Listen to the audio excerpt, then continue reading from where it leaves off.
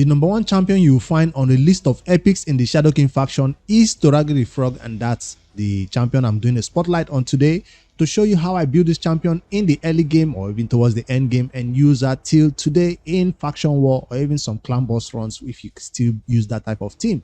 I'll end this video out with a dragon run and also with a end game clan boss run, so you check that out. This champion is easy to build because it's an elegant champion who is not that hard to obtain.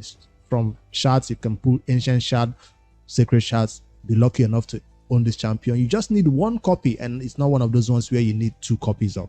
Not useful in Hydra, unfortunately, because poisons is not the best way to do a job right here. But Toragi the Frog has other ways to keep your teams alive, including a provoke on the A2 skill right here. It places a provoke on all enemies.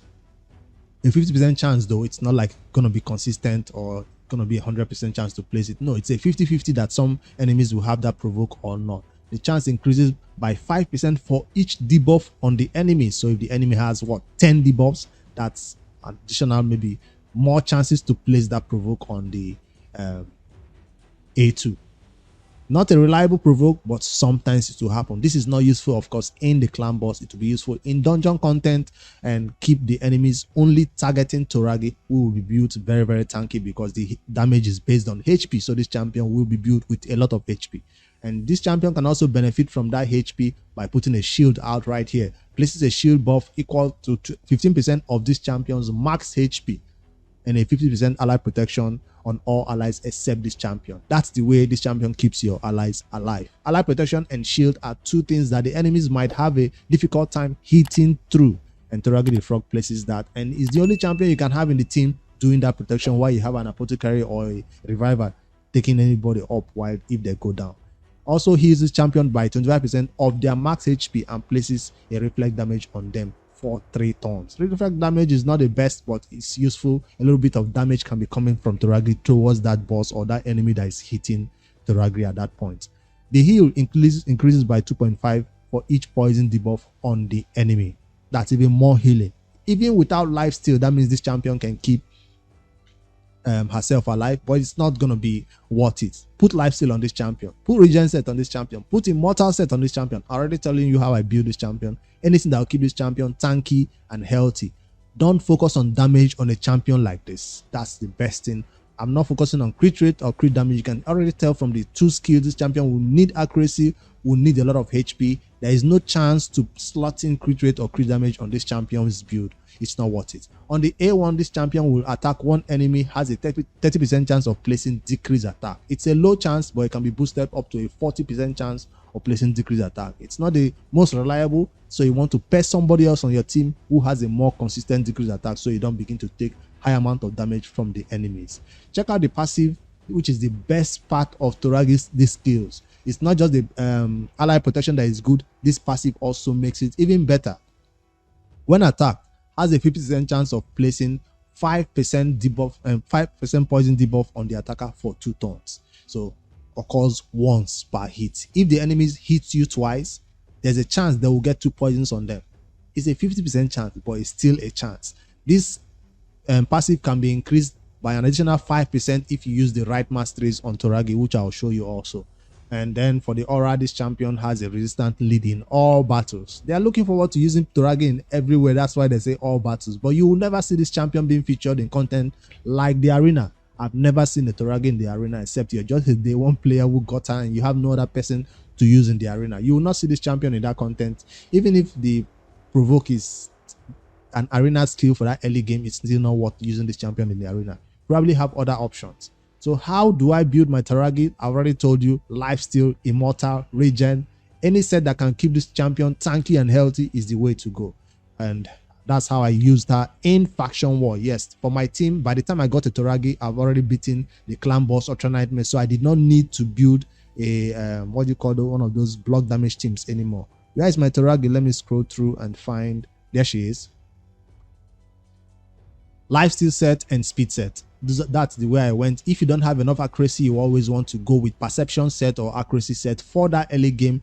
This is an early game Toragi build. Yes, so I'll just say just lifesteal is the best way to go, and then perception or speed set to make sure you meet the speed requirements for a champion like this who needs to heal herself with one of her skills and place shield and ally protection out there. So that's the way to go. And of course, perception. I would not say go use relentless set or any other big endgame sets. It's not worth it. Even stone skin and protection and all these other blood tests, use it for other champions. Toragi is totally fine with lifesteal perception set in for the early game to end game build.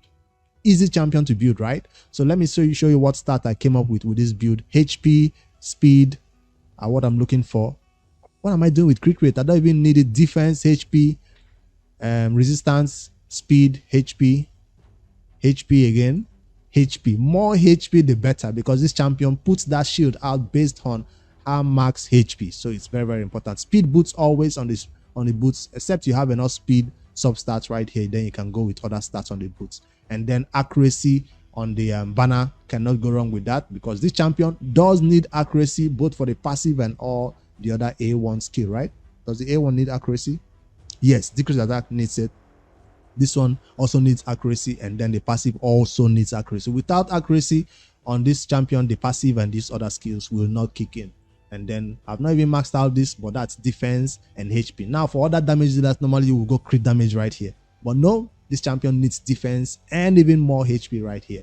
Total stats for how did I reach over 80k HP. If you can hit 90k, 100k, the better HP, the more HP you have, the better. Now 188 speed is more like a clan boss type of speed. You know, the clan boss needs exactly amount of speed you need for that particular nightmare or ultra nightmare. This is not it. This is just a speed I used for faction war back then, and I'm not rebuild this champion. I did not regear this champion for this video to show you off a Toragi that is doing crazy things. No, Toragi does not do crazy things.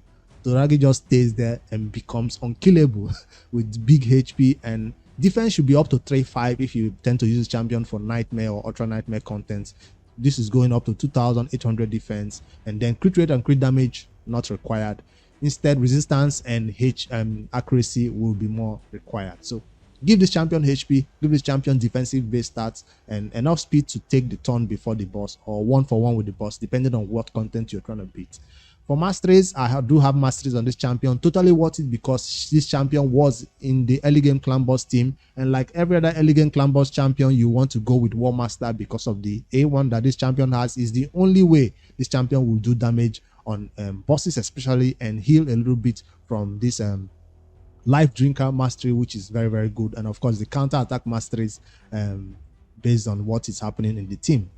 That's the mastery lifesteal mastery that will help this champion heal more. If you want to see other mastery recommendation, I'll direct you to El Hade's website, where he breaks down other more masteries you can use. Even PvP but masteries for Toragi might be in that side, but I wouldn't even recommend you use this champion for PvP battles. Now for the blessing, I went towards this faultless defender, but you might want to go towards other ones that are more better. I think commanding presence and which other one again, this cruelty are the best way to go for a champion you use for the clan boss. It's time for us to test this champion in some content and fight first of all the dragon, and see how this champion keeps a bunch of enemies or teams alive, your allies alive. I put together a sample team like this that shows Toragi in a good light as the only savior in this team. There she is.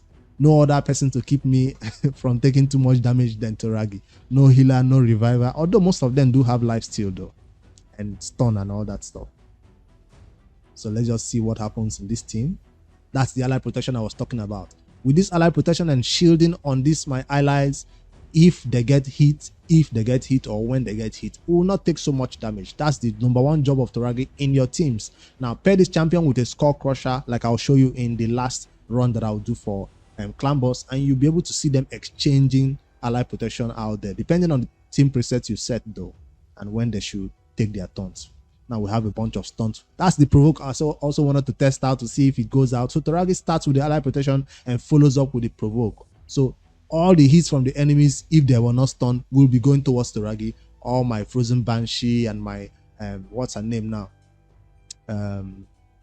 cold heart, who is very squishy to die easily when she gets hit, they will stay alive now because they are very, very protected, and all the provoke is coming towards Toragi. She just provoked 3 people out of 5. That's a good chance of provoking 50%. It's a good chance. 3 out of 5, I'll take it.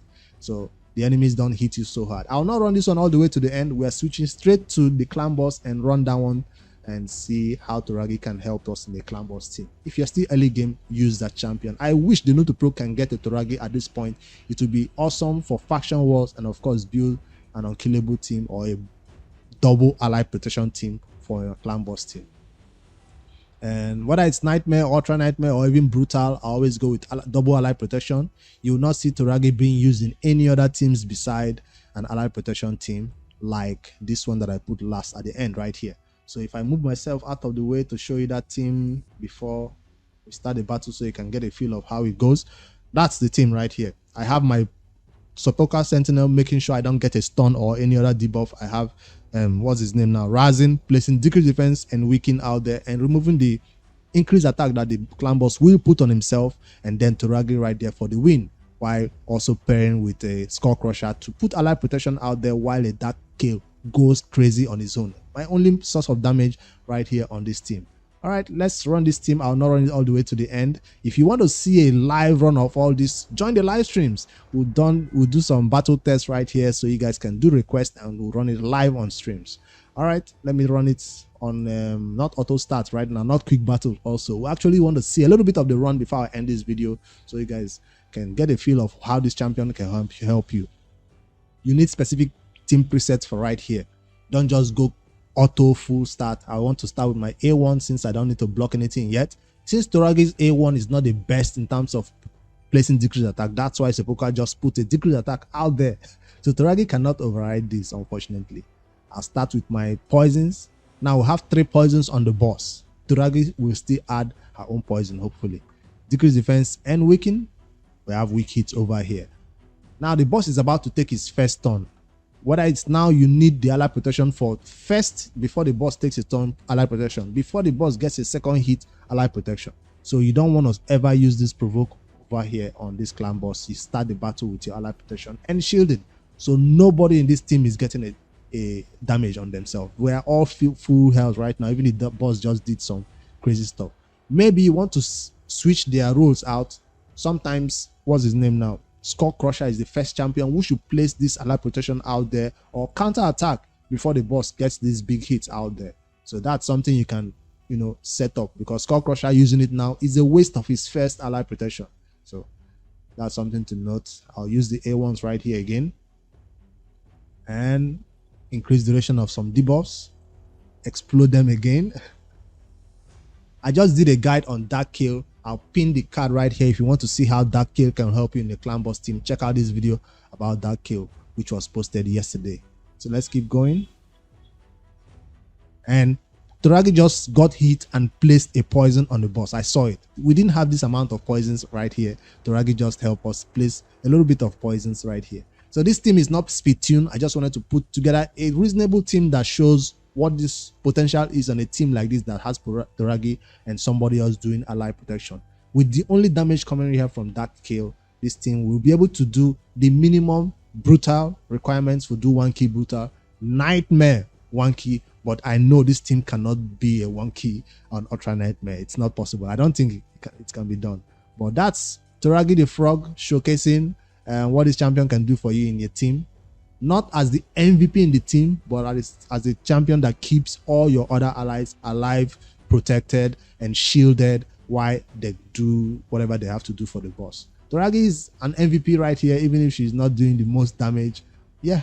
How did you use your Toragi in the early game, or do you still use this champion in the end game? Let me know in the comments. If you like more champion guides or a champion you want me to take a look at, comment below and I'll get right to it. Make sure you like and subscribe for more daily raid ShadowKin content.